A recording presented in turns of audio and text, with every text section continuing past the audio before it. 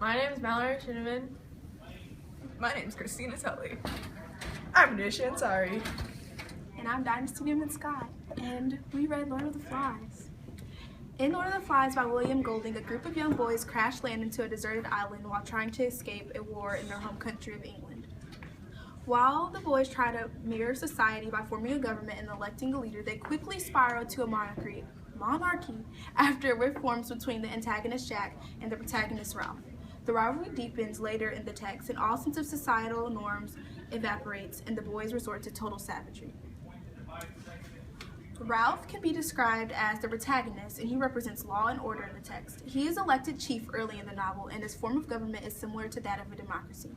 Throughout the novel, Ralph gains confidence and maturity, realizing how serious the situation was at hand and how he would need to grow up in order to survive. Piggy represents science and knowledge. Much of what Ralph says and decides is depicted on the thoughts of Piggy and how Piggy acts towards certain ideas. Piggy seems to be the kid with the common sense, and throughout the novel goes from a scared, self-conscious boy who is all about following rules to being able to stand up for himself and is not only following the rules but making up his own. Simon is and stays good throughout the novel. He can be described as almost Jesus-like and represents the goodness in mankind. He discovers the beast in all of them, and although killed in the end, can be described as brave and a hero.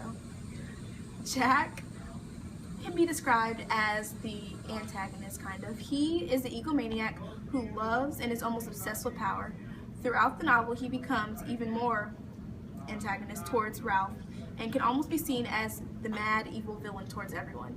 He seems to get worse as the novel goes on, and in the end seems to have lost all senses of humanity and to given his life to being a savage. That's all, guys. In Lord of the Flies by William Golding, a group of young boys crash land into a deserted island while trying to escape a war in their home country of England. While the boys try to mirror a society by forming a government and electing a leader, they quickly spiral into a monarchy after a rift forms between the antagonist Jack and the protagonist Ralph. The rivalry deepens later in the text, and all sense of societal norms evaporates, and the boys resort to total savagery. There are a lot of important quotes in Lord of the Flies by William Golding. One of the most important, most resonating quotes I found was, "There isn't anyone to help you, only me, and I'm the beast. Fancy thinking the beast was something you could hunt and kill. You know, didn't you? I'm a part of you. Close, close, close. I'm the reason why it's a no-go. Why things are the way they are." In this, the text says that the beast is inside all of us. The evil is deeply seated into the character. It's already known to the character being spoken to, Simon. In this reason, there is so much conflict on the island. It's because human nature is to be cruel and evil, and it's human nature to be the beast. This quote has one of the most resonating meanings to human nature. It shows that humans naturally are evil. It's symbolic of the seed of maleficence inside of each and every person, and although people try and fight it, there's urges, and it's something you can never get rid of. The chain of events in this novel are like a spider web because all the events tie together in the end to form a deeper meaning. An example of these chain of events are when Jack slowly decreases his civility throughout the book. In the beginning of the book, Jack starts off by having an obsession with power. He always challenges Ralph, and eventually when Ralph chooses to be chief, Jack is left to become obsessed with hunting. Hunting in the end forces him to become extremely uncivil and leads him to become the beast in the boy's dreams. Each of these events ties together in the end to form a deeper meaning and a bigger picture. Throughout the whole book, Lord of the Flies, Ralph makes it really clear that he wants a fire going at all times that gives off a lot of smoke, so that way if any passing ships come by, they'll notice them and they'll know that they need help. They are often trying different tactics of building a fire that gives off a lot of smoke, so I found an article that teaches you how to correctly make a fire. This is what it looks like, and it says, create a dry tinder base for the fire and be prepared to add dry kindling and firewood and fuel to keep the fire going. Surround this prepared dry fire with a green wood box frame by stacking the green wood into a structure that might resemble the walls of a log cabin.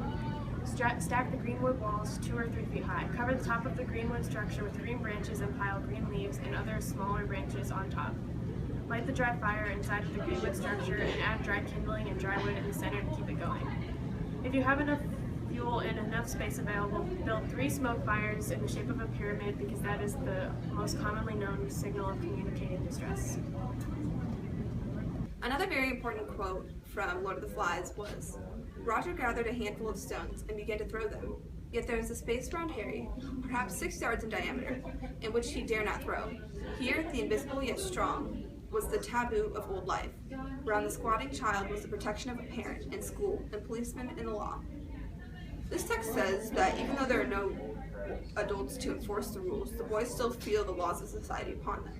In society, the boy would get in trouble for hitting Henry with stones, therefore Roger still feels he's unable to do so. This makes a profound statement on human nature. It shows that although humans are inherently evil, we feel the customs of society upon us where there are no rules to enforce them.